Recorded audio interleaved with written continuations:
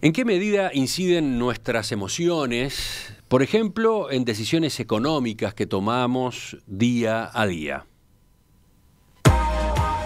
Quizás nunca nos pusimos a pensar lo irracionales que podemos llegar a ser desde el punto de vista económico. Capaz que no reflexionamos sobre esto hasta la semana pasada, cuando escuchamos hablar de la economía comportamental. Un tema que se instaló en la agenda informativa cuando la Real Academia Sueca de las Ciencias le otorgó el Premio Nobel de Economía 2017 a Richard Thaler, que justamente ha hecho contribuciones en este campo. Resulta que acá en nuestro país, la Facultad de Ciencias Económicas de la Universidad de la República tiene una cátedra y una materia abocada justamente a la economía comportamental.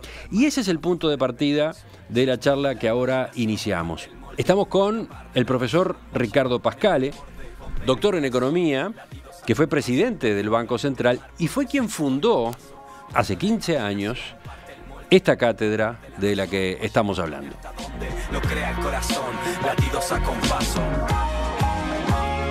Doctor Pascale, buen día, gracias por acompañarnos. Muy buenos días, Emiliano, muchísimas gracias por la invitación. Aquí estamos. Sí, quizás a los oyentes les llame la atención escuchar que el contador Ricardo Pascale, que durante tantos años estuvo vinculado a temas macroeconómicos, como presidente del Banco Central concretamente, esté concentrado en esto de la economía comportamental. Sí. ¿Cómo se dio ese giro? Muy buena pregunta porque viene ahí. Justamente en los tiempos del Banco Central, cuando tenemos que entrar, recordar que era el año 85, un año, veníamos de la dictadura, temas muy complejos, el país estaba, digamos, con muchas demandas sociales, políticas, económicas, en fin, aquello había quedado con un desorden colosal. Y ahí empecé a ver que había un alto grado de desconfianza. La economía no toma en cuenta la confianza. Para la economía, la confianza es un supuesto de base. Si fuera un supuesto de base, imagínense lo que sería Estados Unidos. Hoy estaría volando cuando las tasas de interés del Banco Central hace 10 años que están prácticamente en el 0%. Pero entonces empecé a entender que tomamos una medida de pronto y no funcionaba. Y entonces dije, acá hay otra cosa de la que yo aprendí que está más allá del asunto. Empecé a interiorizarme lentamente, estoy hablando del año 85, y ahí me metí en que ya la economía, en su versión tradicional neoclásica, que hizo aportes geniales y maravillosos y enormes, y que bien tenemos que estar reconocidos a ella, ya no estaba dando los resultados que esperábamos de las teorías. La semana pasada tuvimos ya un primer enfoque con la consultora Deloitte, pero para ir ordenando esta conversación, vale la pena recordar, manejar una definición. ¿Qué es economía comportamental? Muy bien. La economía comportamental sería el estudio de cómo la psicología influye en la toma de decisiones económicas y en el funcionamiento de los mercados. Bien. A grandes rasgos, eso está claro. Podemos manejar un ejemplo. Hoy va a ser bueno manejar varios ejemplos, pero uno ahora para que el oyente se acerque. Claro. Esta economía comportamental, digamos, se nutre de muchas cosas, pero una de ellas son la cognición, los procesos mentales. O sea, y dentro de los procesos mentales tenemos heurísticos y sesgos cognitivos. Heurísticos serían atajos. Vamos a ver, un atajo, un heurístico cognitivo sería, por ejemplo, el de anclaje y ajuste.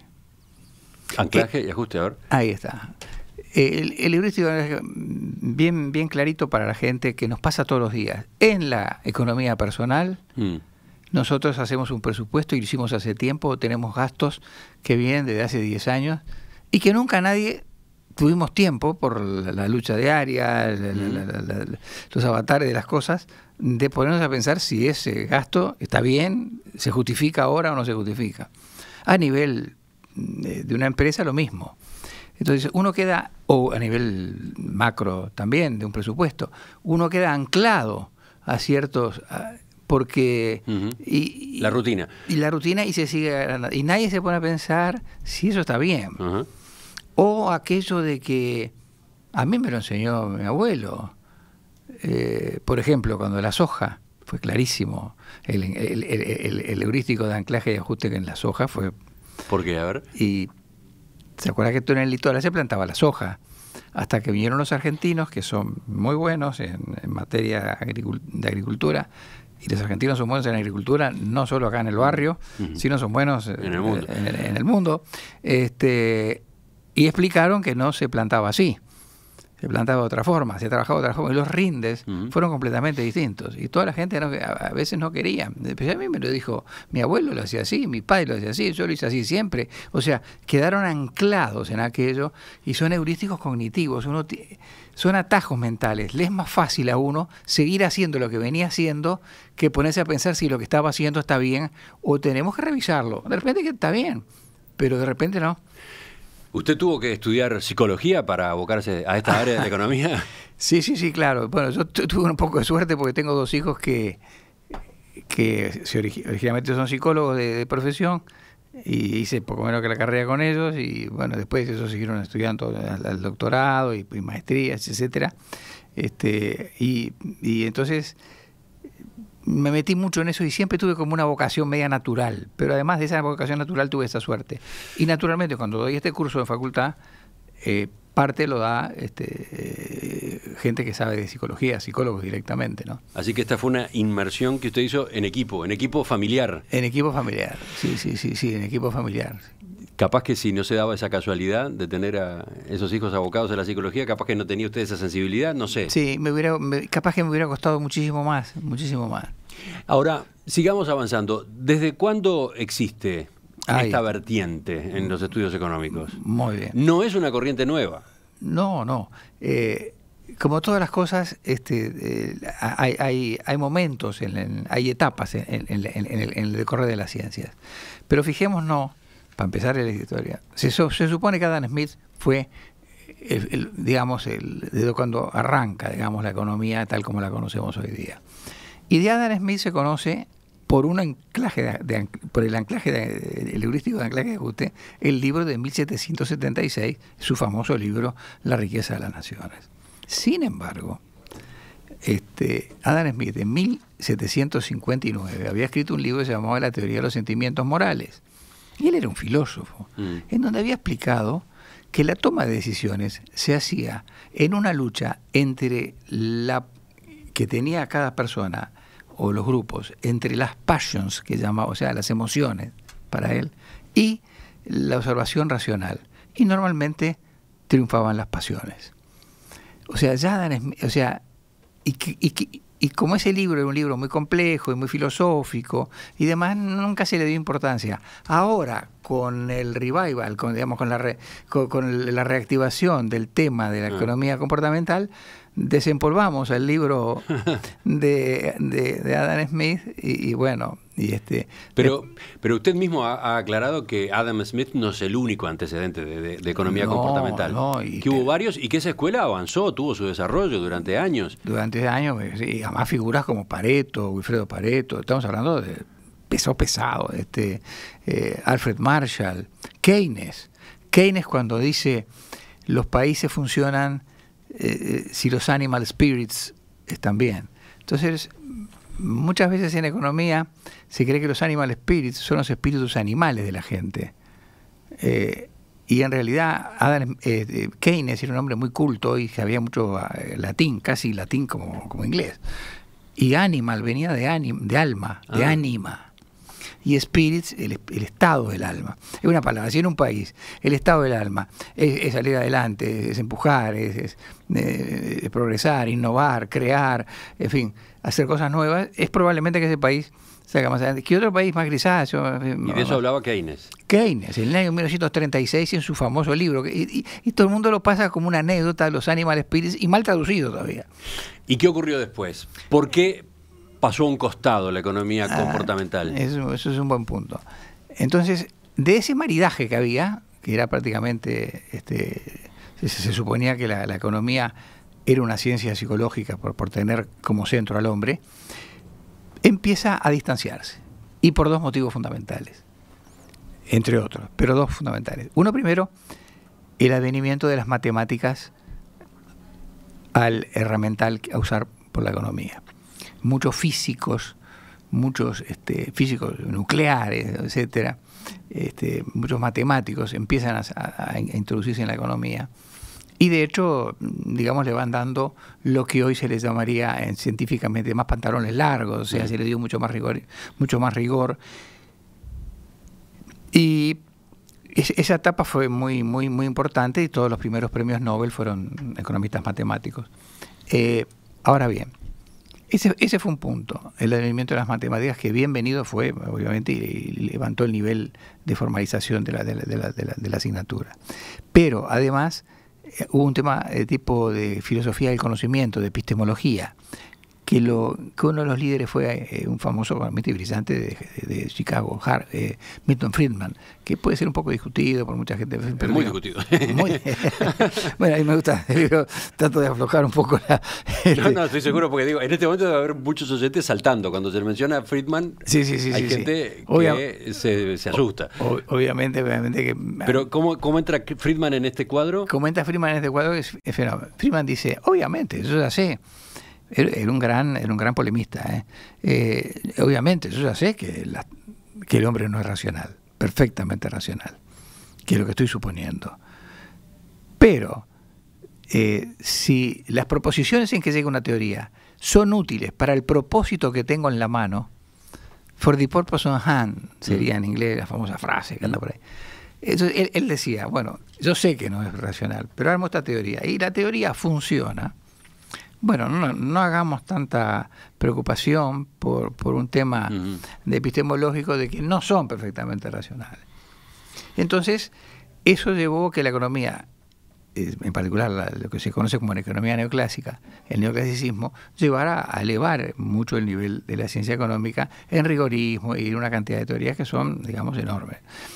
Ahora, claro, va pasando el tiempo y empiezan a aparecer anomalías. Empiezan a aparecer los errores de la economía neoclásica. Ahí está. Que en la jerga científica nuestra llamamos anomalías. O sea, usted debería tomar una medida, y esa medida, que conforme la teoría dice, debería dar tal resultado. Resulta ser que no da un resultado. Una cosa es que no dé una vez un resultado, o dos veces. Ahora, si ya esto se empieza a hacer medio generalizado, tenemos que entrar a pensar de que esa teoría ya no está explicando el fenómeno que queremos darle una solución. Entonces, ahí aparecen unas grandes figuras, Herbert Simon. ¿De qué años estamos hablando? Estamos hablando de la mitad del siglo pasado. Mitad del siglo pasado.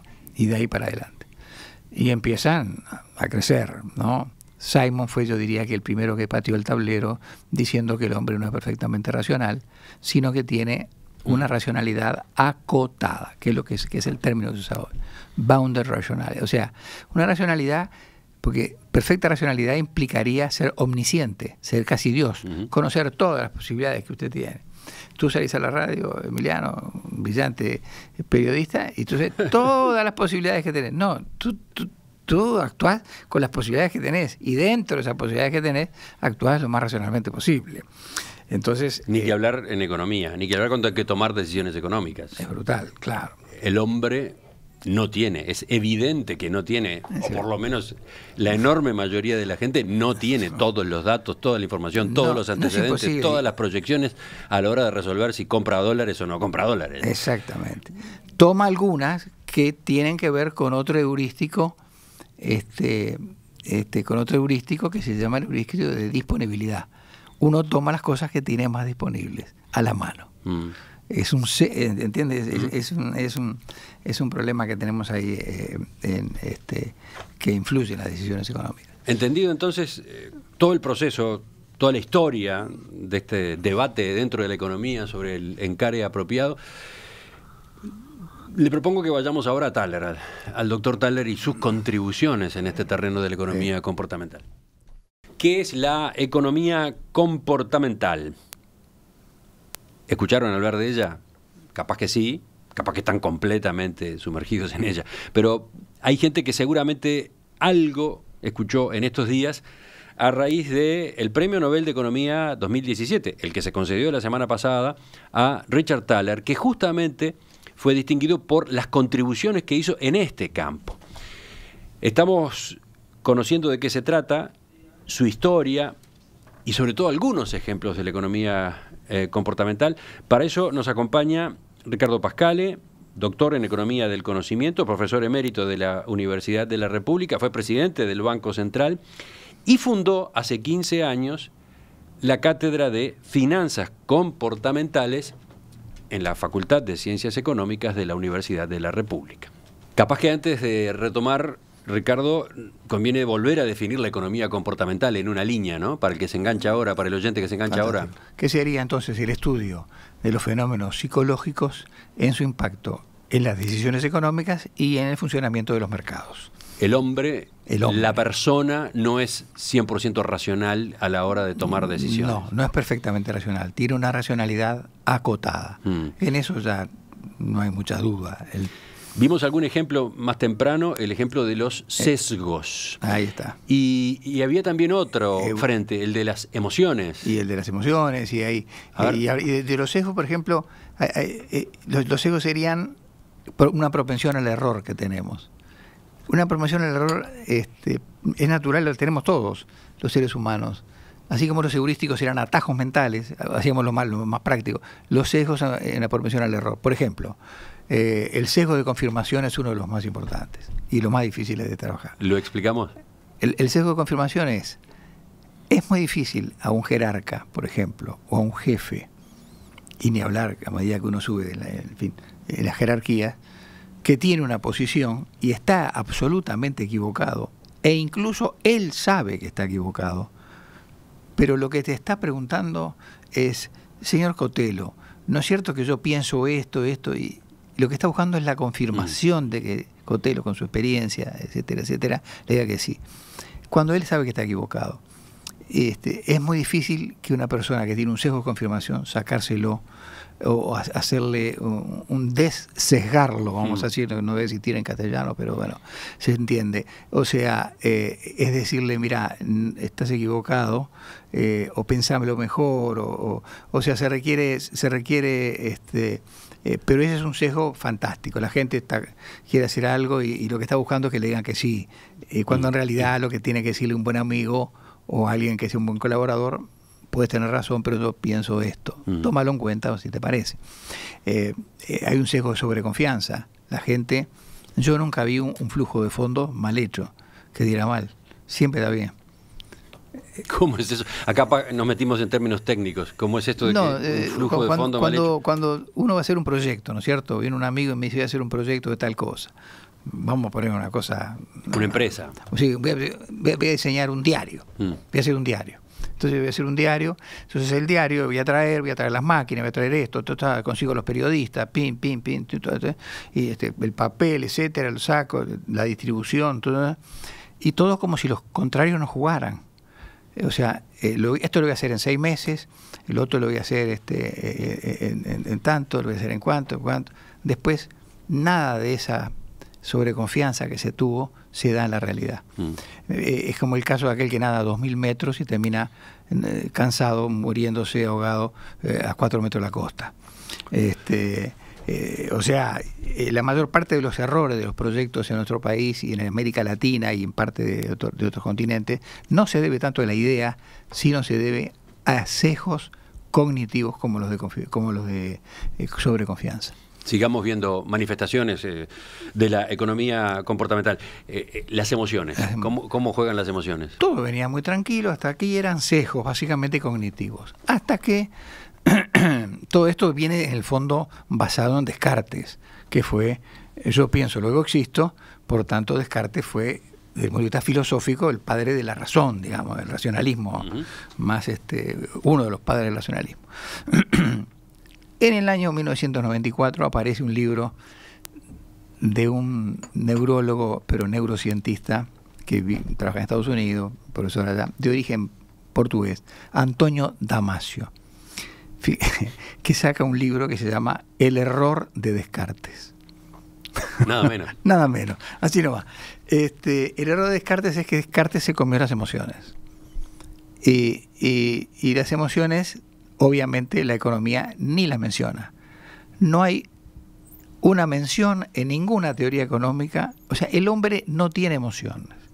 O sea, es lo mismo tomar una decisión a una persona que 10 minutos antes le dieron una pésima noticia, que iba a tomar una determinada decisión que no tenía nada que ver de repente con esa noticia, que si le dan una excelente noticia que lo deja o sea, un hombre contento y el otro es un hombre triste, y la decisión era exactamente, para la economía es exactamente igual. Cuando empezamos a ver que las emociones jugaban un papel fundamental, ahí se nos complicó todo. Y hay algunas emociones que en economía funcionan mucho, son muy importantes. Yo diría 3.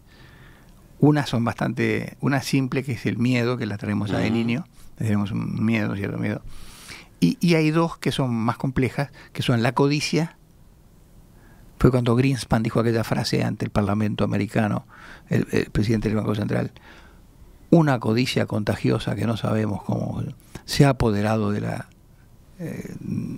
comunidad de negocios. O sea, la Reserva Federal no tenía teoría para ver por qué subían el precio de las tecnológicas así, en forma absolutamente fuera de la razón y de los fundamentos económicos. Y la tercera que quería señalar, que es fundamental y cada vez más fundamental, es la confianza. La confianza. Esa disposición que tenemos nosotros de ser vulnerables a que el otro va a cumplir de la forma que le dijo, sin que uno tenga que decirle: no te olvides que me dijiste esto. La confianza se da a nivel individual, se da a nivel grupal o se puede dar a nivel sistémico.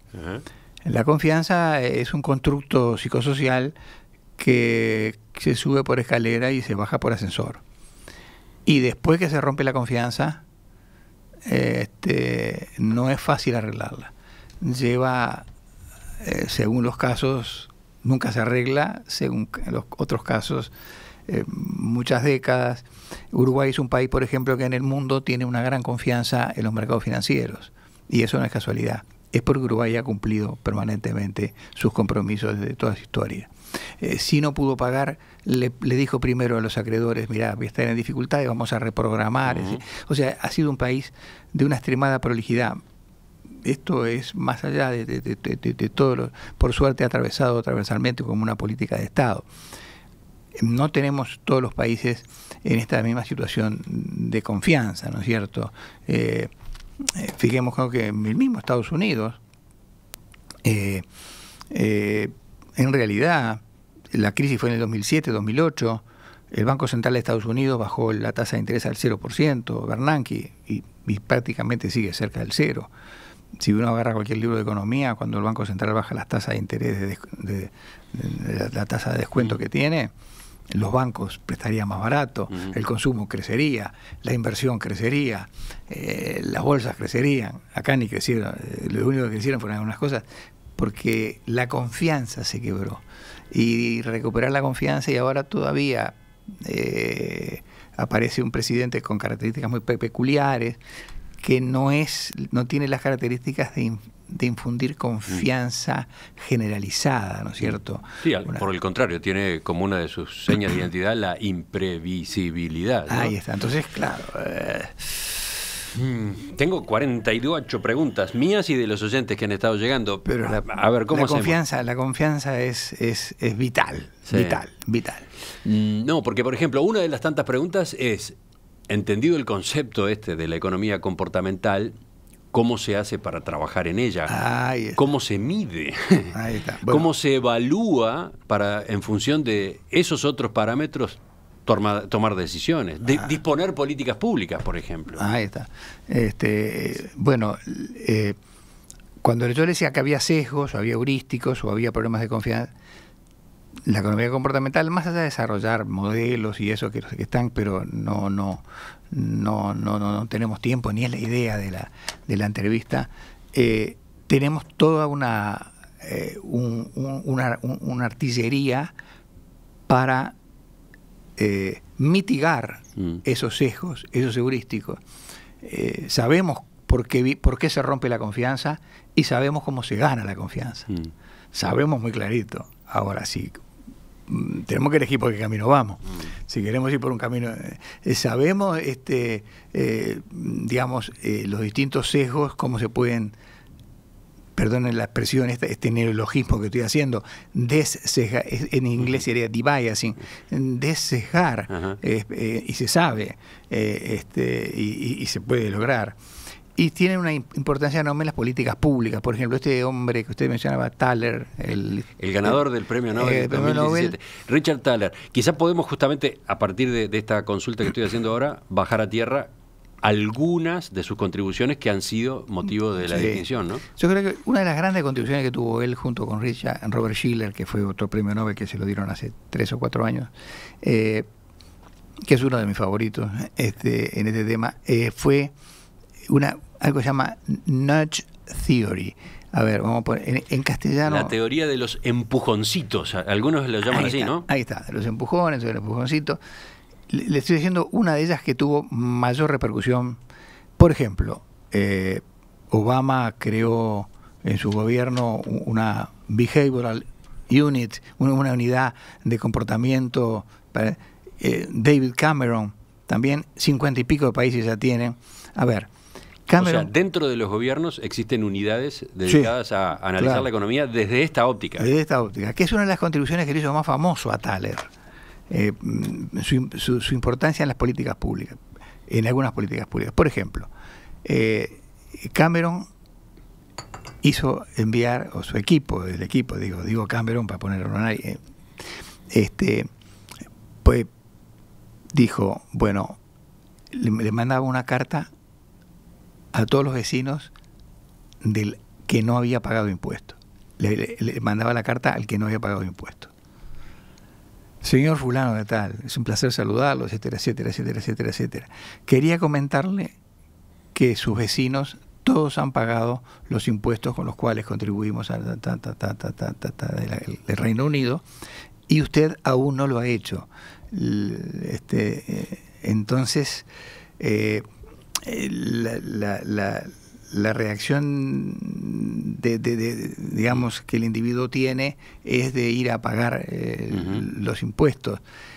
Por ejemplo, en la donación de órganos, o sea, funcionó. Esa política, en el caso de Cameron, anduvo.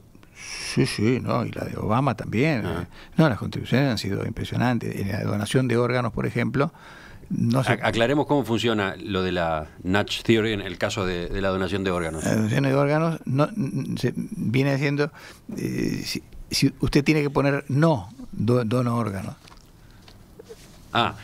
El hecho de que en el formulario, por defecto, está incluido que sí. La respuesta es sí. La respuesta es sí. Y en todo caso uno tiene que decir que no.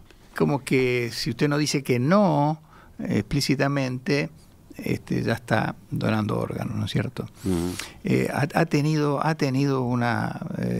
la Nash Theory ha tenido... Bueno, más de 50 países han instalado estas unidades y ha sido muy importante, así le digo, en términos de políticas públicas, ¿no?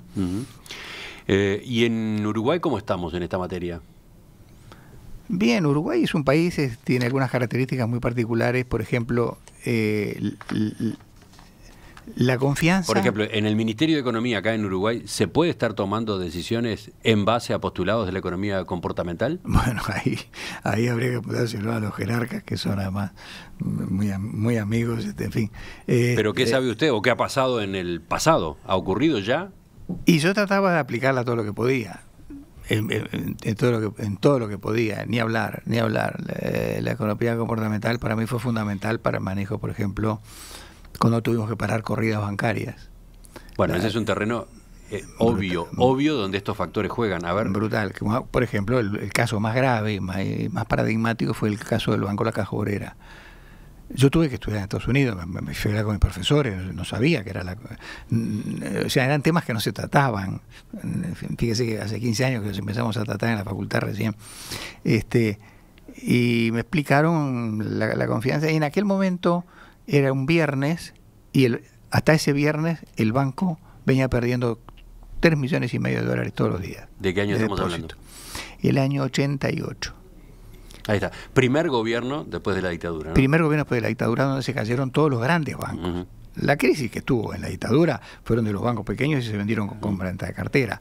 Donde había quedado, digamos, la parte más complicada era el Banco Comercial, el Banco La Caja Obrera y el Banco Pan de Azúcar. Sí. Esos eran los grandes bancos que habían quedado ahí. El último, que lo dejé dejamos para el final, porque había que administrarlo, porque tuvimos una gran ventaja ahí. Los líderes políticos nos dieron mucha confianza. Por eso la confianza yo le fui tomando de los tres partidos, de los tres partidos. Y cuando me viene el último tema, que es el Banco de la Caja Obrera, resolvemos fusionarlo con el Banco Pan de Azúcar, que era del Banco República. Esa resolución viene del viernes, jueves o viernes, de un momento determinado. Está escrito ahí por ahí por los libros, pero no, vamos al punto. Me venía perdiendo 3 millones de dólares. Por día. Por día. E hicimos la fusión en el fin de semana. Ahí hubo un apoyo de los medios, de todos los medios, Emiliano. Estamos hablando de todos los medios, de todas las banderías políticas y todos los medios, escrito, oral, televisivo, preguntando, en fin, la titulación mejor cuál sería. Yo había sido periodista, yo cómo voy a decir, no puedo decir.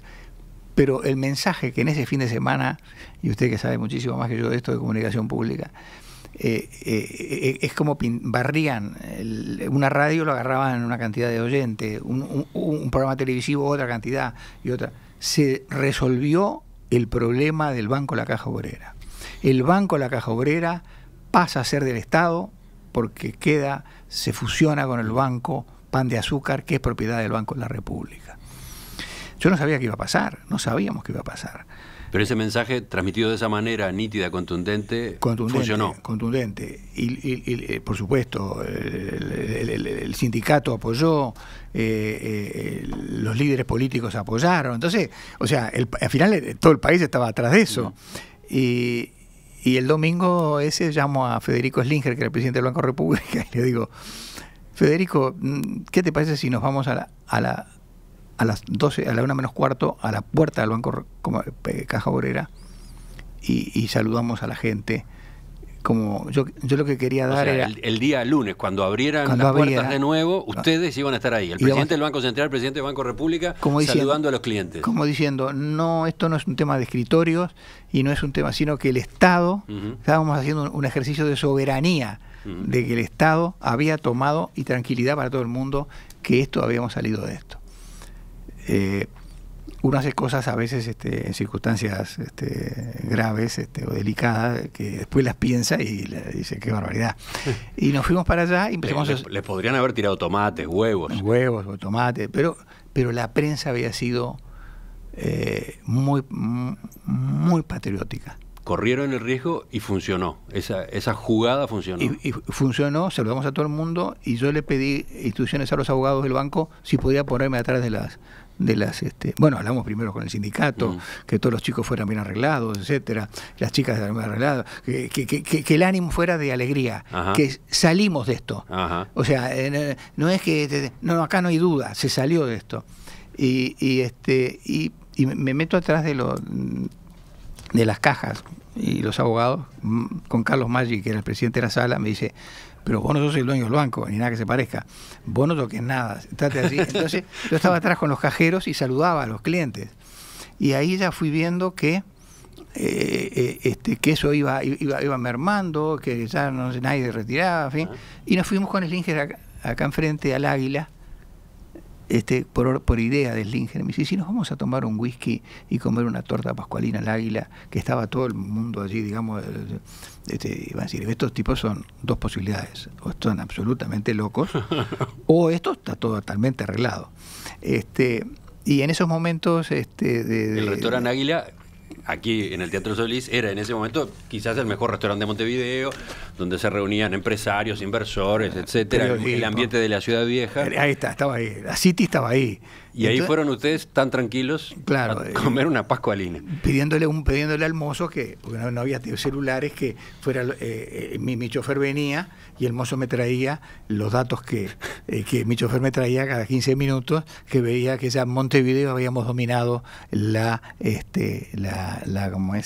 corrida.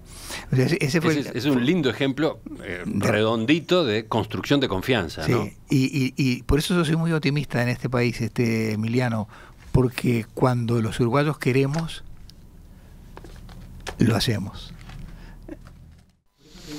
Doctor Ricardo Pascale, le agradezco que nos haya visitado esta mañana y que hayamos avanzado esto que pudimos avanzar en el terreno de la economía comportamental. Interesó mucho a los oyentes, desde ya se lo dejo aclarado. Tengo comentarios, tengo preguntas, ahora después se los alcanzo. Y capaz que un día de estos volvemos a charlar, sí. Ampliamos, nos metemos en otros vericuetos, ¿le parece? Sí, con gran gusto, el tema da para mucho. Hasta la próxima. Muchísimas gracias por la invitación. Ahora venimos, con un poco de retraso, pero ya venimos a la mesa de este miércoles.